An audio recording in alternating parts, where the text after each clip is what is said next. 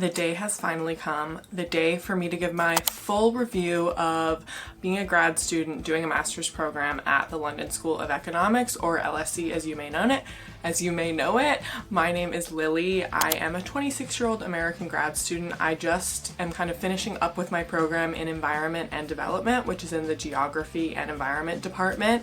And some people have been asking, and by some people, I mean no one, but I do get questions about LSE, so I thought I would just give a full picture review now that I'm almost done with the program, because the last time I posted a YouTube video about it, I was just starting the program. So now I've pretty much done it all and I can really talk about it. So if you're considering applying for LSE or going to LSE, this is the video for you. So let's just start out with a little bit of a review of my experience, then we'll get into the specific aspects. You can see all of the times below if you want to skip ahead to certain sections. And if you are interested in applying for grad school at LSE, I can also help you out with that. Stick to the end of the video. Okay, so my one sentence summary of my overall experience is good, not great. I think a lot of LSE is really up to you, which can be good or bad depending on where you're at in your life. And overall, I think that while there were really great parts of the experience, it maybe wasn't everything I hoped it would be, and that's okay. So let's get into the specifics. The program structure and the course experience. So my program, all of them are going to be specific. Mine is environment and development, and basically you had 2 terms of classes, an exam term, and then you write your dissertation, which I thought is incredibly quick. So one of the perks of going to LSE or doing a grad program in the UK is that it's only a year, but of that year, it's not a full year. It's actually like 10 months, if less, honestly. So you're in class in the autumn term for about 3.5 months, then in the winter term for another 3.5 months, and then you have your exam time. So it's just not a ton of contact time with professors. So if you're a student who's looking to get a lot of contact time with professors, maybe this program isn't for you. Each of the classes, and this is maybe more of a critique of the UK higher education system, is set up in a way that I didn't enjoy completely, because I was used to my American undergraduate institution, which was very like hands-on. The classes were quite small. I went to a liberal arts college. There was a lot of discussions and multiple projects throughout the course of the courses. It wasn't just one essay at the end or one exam at the end. All of my classes here, you only had 1 grade for the whole class, and it was the final exam or the final coursework. And I thought that made learning a little bit tough. It made it hard to stay consistent and to want to learn every single week worth of content, because actually that's not the smartest way to go about it. You really should focus on a few weeks. And I just think I was expecting something different. So the academic situation was just very different, and there were perks and downsides. But if you're looking for something where you're constantly applying the readings and you're really engaging with it and you're writing a lot and you're reading a lot, probably not for you. It's probably not going to be everything you hoped for. It's very much like you just read, and then write at the very end, versus I think I would have preferred a little bit of reading, a little bit of writing, a little bit of reading, a little bit of presentations like that. So it wasn't really split up like that. And then the teaching quality is another aspect. I thought most of my professors were quite good. There were some I didn't really enjoy. Some of them I really enjoyed. I think this is true at any university. Sure, when I hear the words LSE, I think like, oh, it's so prestigious, all of the professors are going to be amazing.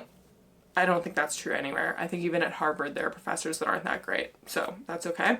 The facilities, really great. The campus is actually like one of the best parts of it. I really think that's what you're paying for. It's a very compact campus in Holborn in central London, whereas a lot of the universities in London are a bit more spread out. I kind of liked that it was very much like a campus feel when you were on campus. And all of the facilities are really nice. Like, there's a reason it's so expensive. In terms of academic support, it's really up to you. When I did engage with it, sometimes it was good and sometimes it wasn't so good. I think you just need to find like who you like, what you like in terms of looking for your academic support. And then I think the most valuable skill I actually learned during my time at LSE is time management, and obviously some of the stuff in my course about environment and development. But beyond just like the academics of it, which a lot of it is quite theoretical and kind of like head in the clouds, I learned like how to manage myself, how to self-motivate, which is actually a really important skill. So I'm glad I learned that. And then let's move on from the academic experience and move into the social experience, or like what your life is going to be like as a student at LSE. So I think LSE, one of the tough parts about being a university student in London is that London is so big and spread out that your experience at LSE is very much not like an undergraduate college experience because everyone lives quite far apart. So you have to really put yourself out there at the start. My tip is to the first 2 weeks, just like literally constantly be doing something with someone, be asking people to get coffee, get drinks, say yes to everything, because those first 2 weeks are so crucial in like setting up your friend group. This sounds so high school, but it's true. That's when you make friends that you'll have for the rest of the year. So be really social the first weeks, and hopefully something will stick. It's kind of like throwing spaghetti at the wall in terms of making friends in grad school. Like at the start you try out everyone, and then you kind of figure out like who is for you, they figure out if you're for them, and it's all good. And then you also will have kind of a level of friends. You'll have the close ones and then the ones you met at the start that maybe you don't see a ton anymore, and that's fine. In terms of what LSE does for you in terms of socials, I think this is one thing they're actually like really not good at for the grad students. There wasn't that many events in my program, and I saw other programs, it was different. So in certain ways, it's kind of luck of the draw depending on who's in your program, who leads it, maybe how much funding they get. But for my program, I don't think they did a great job in terms of social events. I made that known at certain times. Luckily, I have like a fun social life, and I made that for myself. But if I didn't, I think I would have been disappointed. But you definitely, I wouldn't count on your program or LSE to have a bunch of social events going on. They might have a few a term, but not a ton. They have a ton of academic events and a ton of like lecturers coming, but in terms of social events, like, I don't know, in my undergrad, there were parties all the time that were thrown by different clubs, societies, blah, blah, blah. There's some of that, but not to the same extent. It's just very different.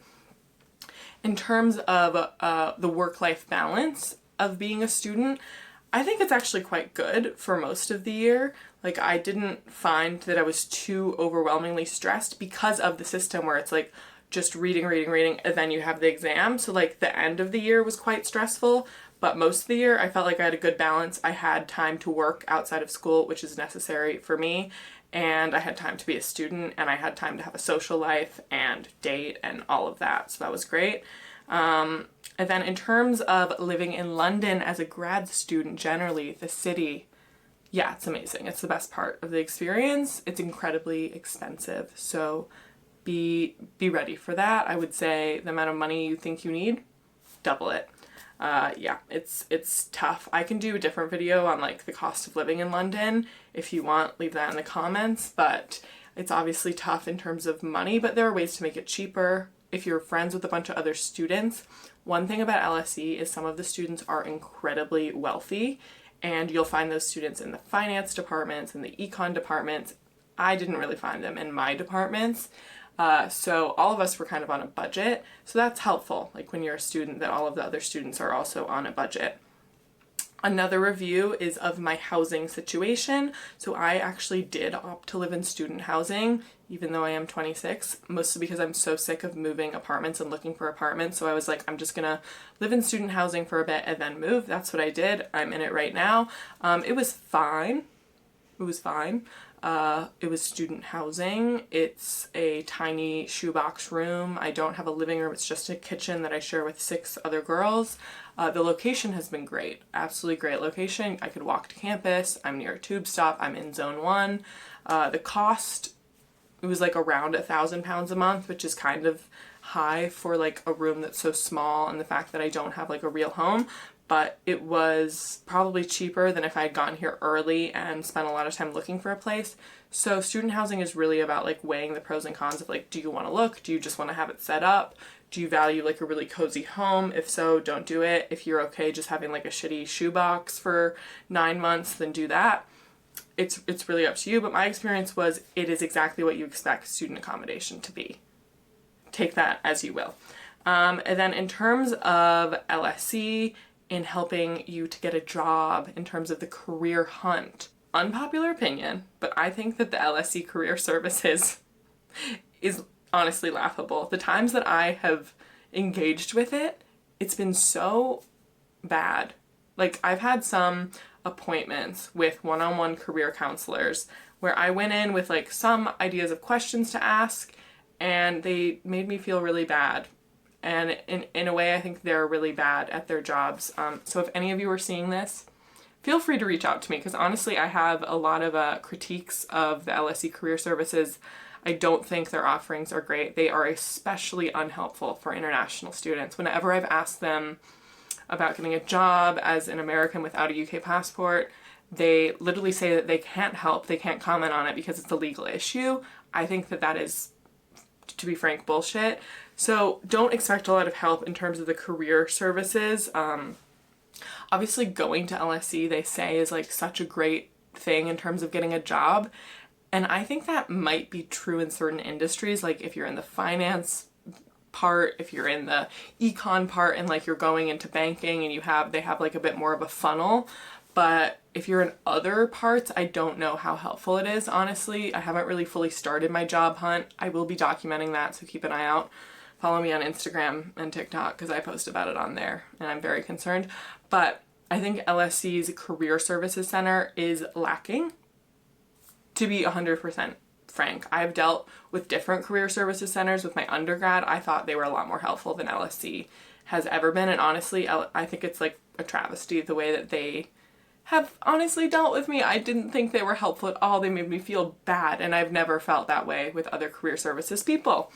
So, in conclusion, would I choose LSE again, knowing what I know now? Yes, I think I would, but do I think it was worth the cost? It's expensive. It's not worth going into debt. I can 100% say that. If you're thinking about going to LSE and you think it's going to be worth it to take out, I don't know, $50,000 in debt, do not do that. I don't think that's a good idea.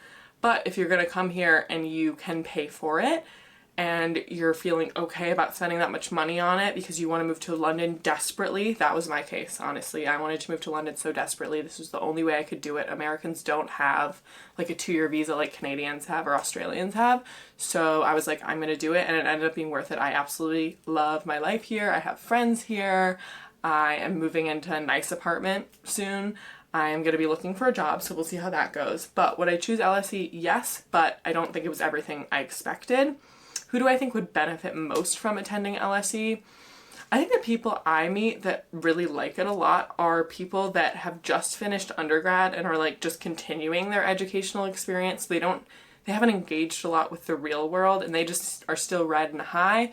They're probably people that it's not a big financial issue to attend. But do I think older people that are coming back to grad school, it's really fun. It's really fun to go back. I can't really say how much it's going to benefit me in my career yet. So stay tuned on that. That was a big reason why I decided to go, because I wanted to pivot in my career, and honestly, I don't know how that's going to work out. To be determined. And then just my final advice for prospective students is to make sure to just say yes to everything at the start.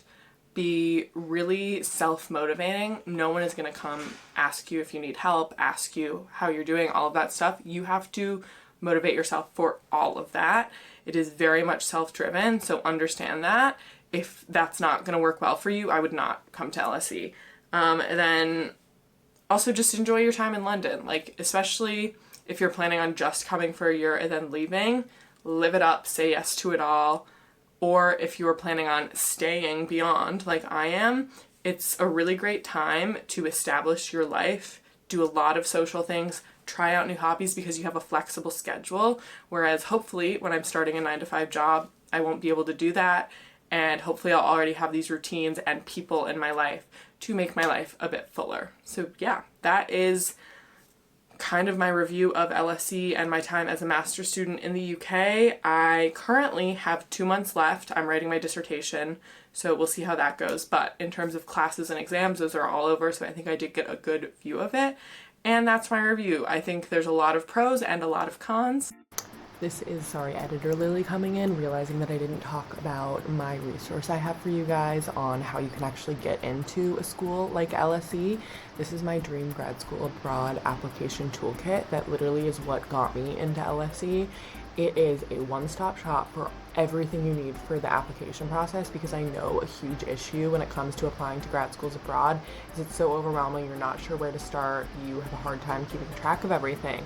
And so this is what I used to do it all. It has so much information, so many good resources for you guys. Essentially, it starts here with the research phase, and then we move on to the application tracker. I have a ton of helping on the personal statements, the CV templates, the recommendation letters, and then a ton of information on scholarships and funding if that's an issue for you, and then even more on like visa, house searching, packing, everything.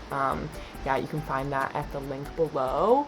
It's only $10, and honestly, it will save you dozens of hours in time. And yeah, it's just like it's the thing. You gotta use it. If you've never used Notion before, highly recommend it. It's kind of like an online notebook, but you don't need to know Notion to use this. You could get this as a one-off and then learn a bit more about Notion, but it's very intuitive. Here's the page with all of the information. I tried to make it really cute for you guys, but essentially it kind of just walks you through like what it is all for, what is a Notion hub, everything, and everything that it includes. So the link obviously is below, and if you do buy it, I would also love your feedback, because I'm just so happy to hear from anyone that I help. If you have any more questions about going to LSE, you can DM me on Instagram. Let me know what you think about LSE so far, what your experience was, and yeah, I hope this helped. Like and subscribe. I will be posting more about my life in London as a master's student.